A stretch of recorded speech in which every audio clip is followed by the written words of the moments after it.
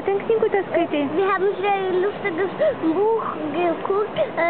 Anfang ist der Spiegel lacht und der Toilette macht einen Fontan und mes turim tokį vonios kamstuką, jis labai didelis ir mes tokį kraną turim, tada cytų ir tada kamstan vasaraus.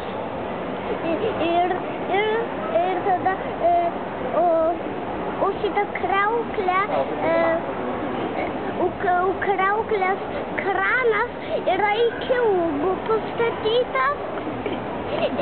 O ta krauklė ant ūbų pakabinta. O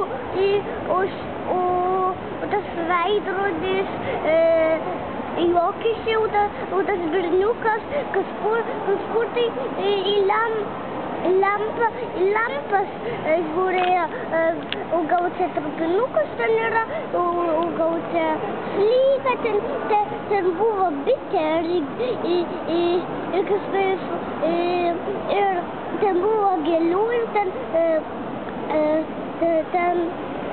ten buvo medus viduj ir visą medų išsiurbė viskas. Čia tokia knygutė buvo darželyje? Labai juokinga.